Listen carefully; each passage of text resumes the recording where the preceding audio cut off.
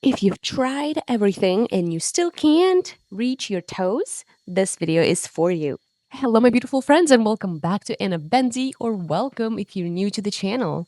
Today, we're going to work on improving our flexibility so you can touch your toes. We're going to target our hamstrings and a little bit of hips. Let's get into it. Friendly reminder that I would love to see you on my Patreon.